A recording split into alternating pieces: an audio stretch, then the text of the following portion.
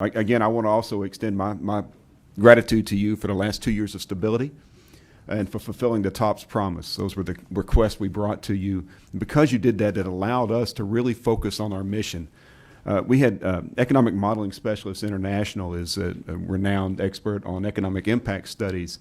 They came in and looked at the University of Louisiana system this year and calculated we have a $10.9 billion economic impact on the state of Louisiana.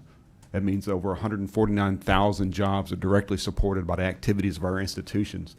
But they went a step forward and they did a return on investment analysis, which I thought was very interesting. It showed that graduates from University of Louisiana system institutions have a 14.4% annualized rate of return on their investment in education. Now, I'm not sure what your 401k generates, but if mine did 14.4% annualized, I'd be very happy. They went beyond that, and for taxpayers, it's a 12.5% annualized rate of return. So we believe that we're a sound investment. Also, because of your stability, we were able to plan according to our missions, and missions are very important as you look at the landscape of higher education in Louisiana. We have different kinds of institutions, and these institutions cannot be all things to all people. They have to do the things that are reflective in their missions. So we have 3 research institutions, including the state's only urban research institution at the University of New Orleans. But UL Lafayette that last year did over $125 million in NIH and NSF funded research. Louisiana Tech, which has the nation's first and only PhD in cybersecurity, that continues to be the bastion of innovation in terms of in the cyber realm and in technology. And we have our 5 regional universities that serve their communities and serve the regional economies in an effective way. And of course, our HBCU, which was Grambling State University, which is experiencing a renaissance under the leadership of Rick Gallo. They are up in enrollment, they are up in retention, they are up in graduation, and they are doing an extraordinary job as they launch their new cyber program. Their nursing program is up. So I'm very excited about what they're doing. Our presidents came together to create a vision that says that we're going to produce the most educated generation in Louisiana's history. We know that's important because when you look at what's happening in the world of work, think about since the end of the last recession, the first 11.6 million jobs created, 11.5 million of those went to college graduates. That's those with an associate degree or higher. That's only going to change with the ubiquity of automation, with the emergence of artificial intelligence, with the increased use of robotics. We are seeing the demands for a more highly educated population. They have to think critically, they have to solve problems, they have to be creative, they have to work as teams, they have to be motivated.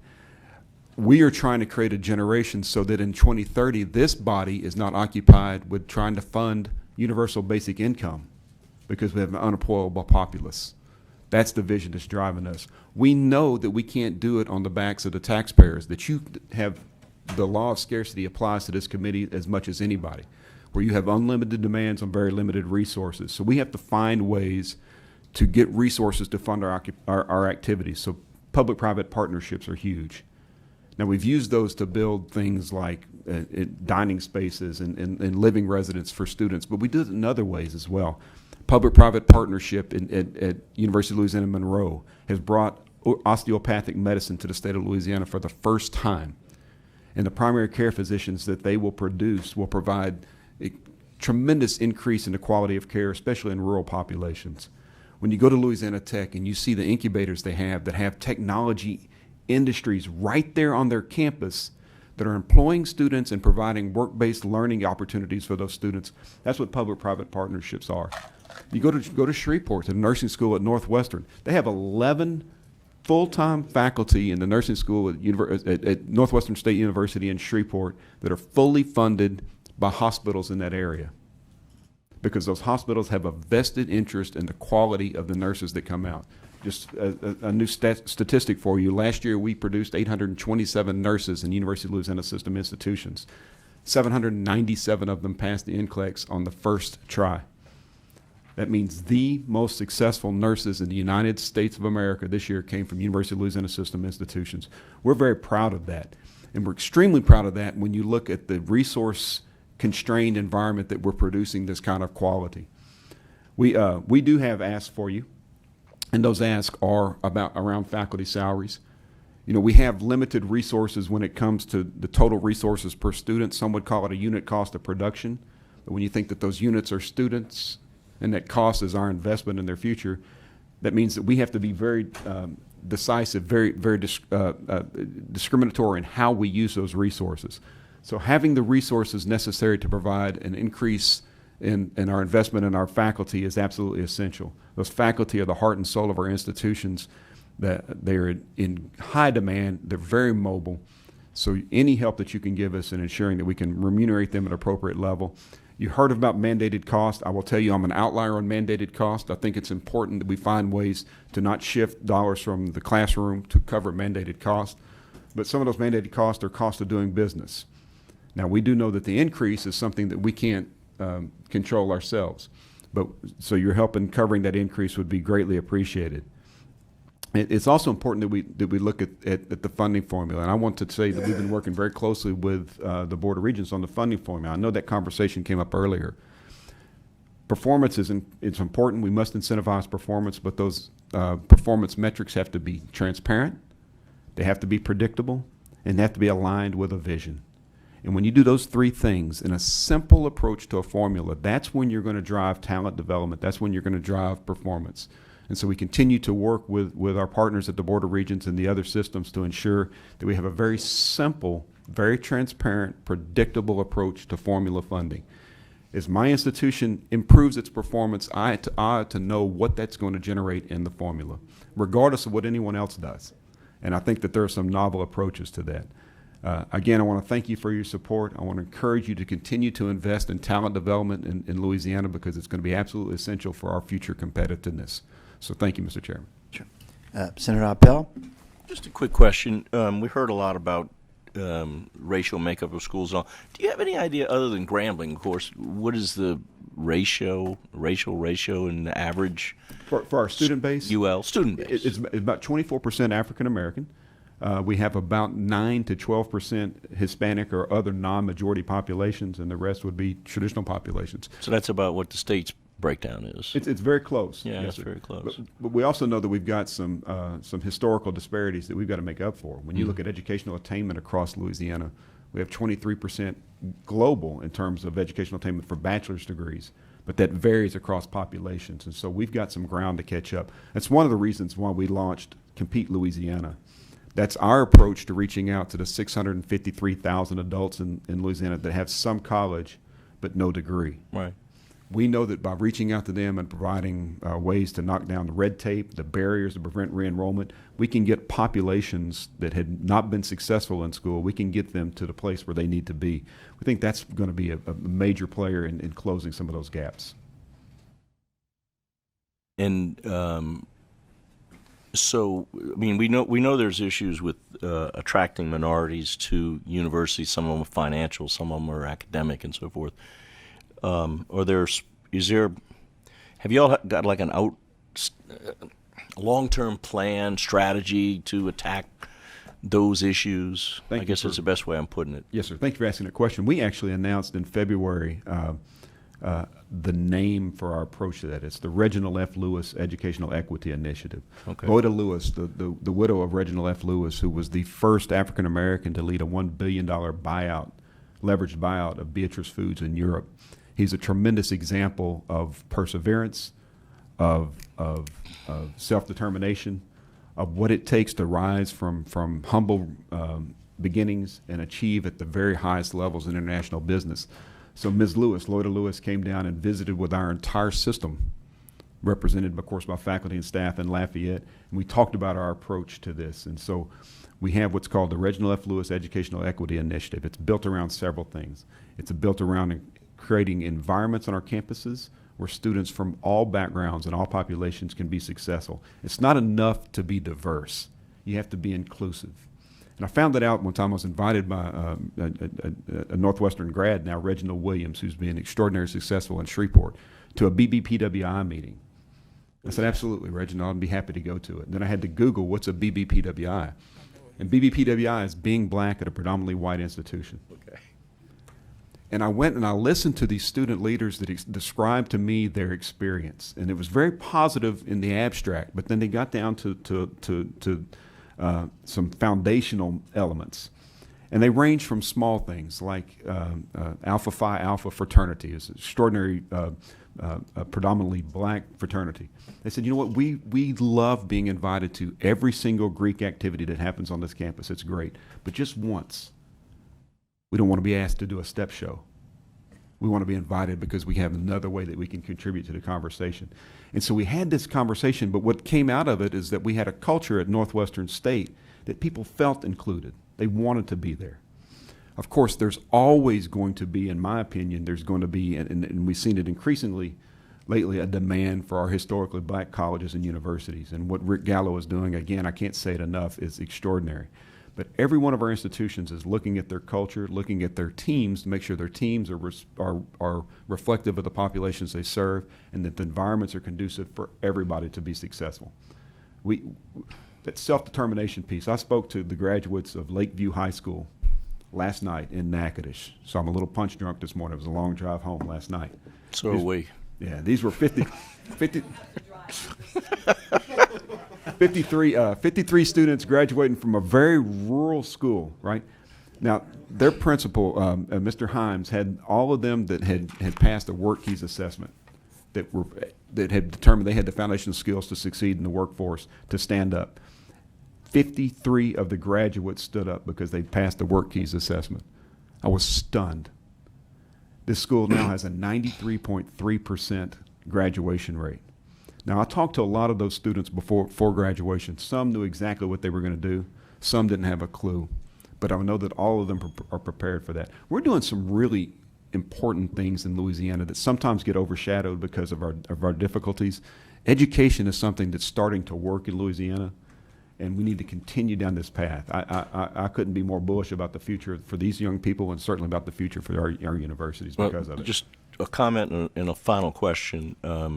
You know, one thing that has always disturbed me is this self-segregation within these institutions. And the simple fact is, when these minority students leave your ivory tower, they're going to go out into the world where they're a minority.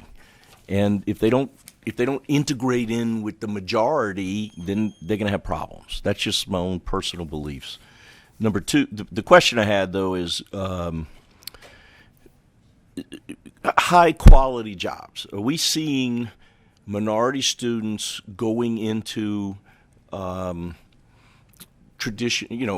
academic areas of study, STEM, Sharon's favorite subject, for instance? Are we seeing a fair portion of them going into those types of fields? I mean, that's really important, because if they're gonna break the cycle of poverty, that's what they got to do. I couldn't agree more with you. To your first point, that's why the inclusion is so much more important than the diversity.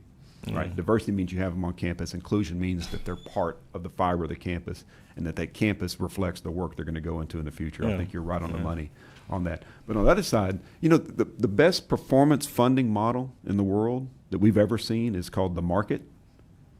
And students are starting to figure out the market. They know that if they want to be successful, they have to have digital skills. They have to have technology skills. They need to go into to STEM fields, but STEM fields that also don't forget those soft components, right? Those employability skills. And so we're starting to see students much more reflective, including women coming into STEM fields. You know, women used to go to tech because if you went to Northwestern, you'd marry a coach. If you went to tech, you'd marry an engineer. That's no longer the case. They're coming because they want to be engineers, and they're leading that. And of course, we have a pioneer for that study on the right. But you know, we're starting to see that happen more and more.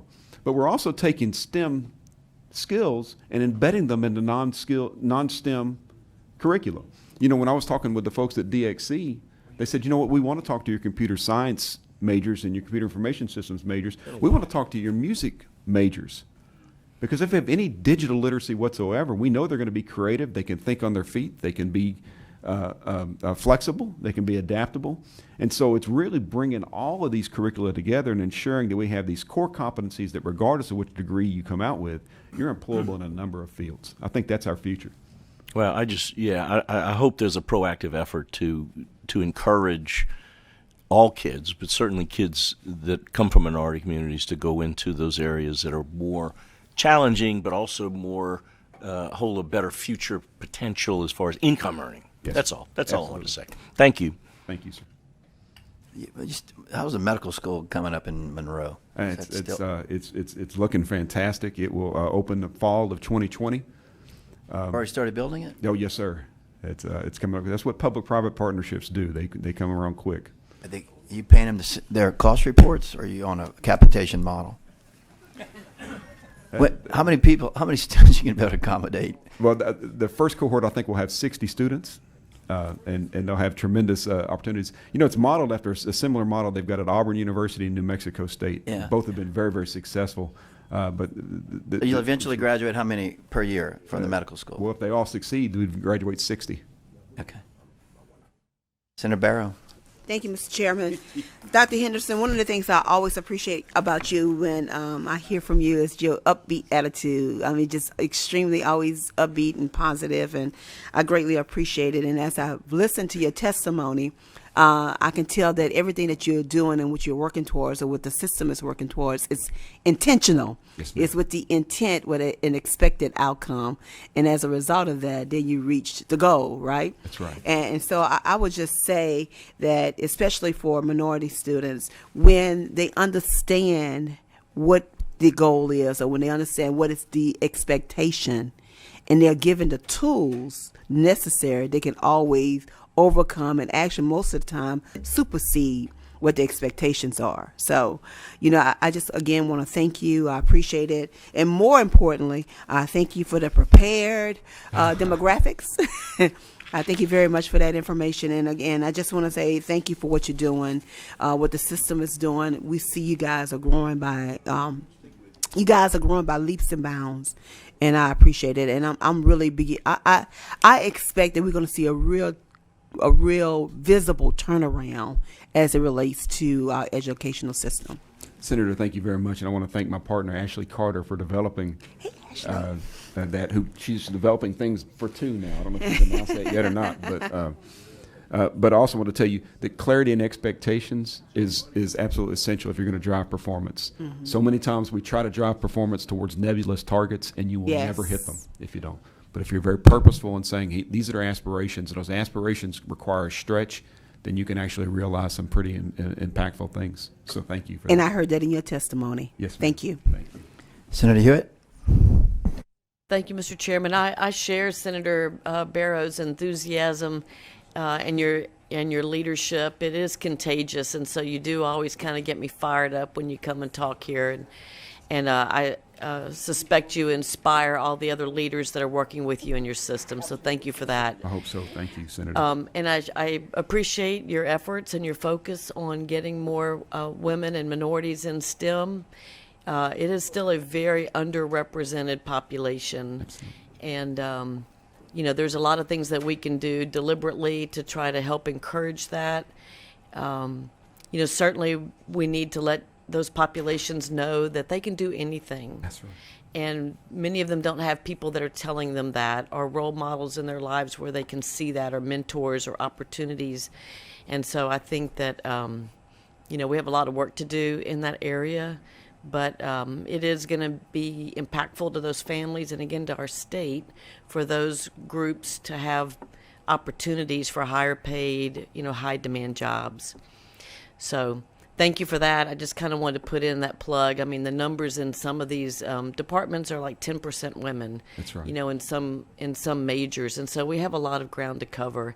But I look forward to continuing to work with you. You're an active member on our last STEM Advisory Council, and now that we have the commissioner in place and hopefully a new program manager in place soon, we'll be able to kind of redouble our efforts. Senator, if I could give you just one example, I have a young lady who's very, very dear to me. Her name is Reagan Henderson.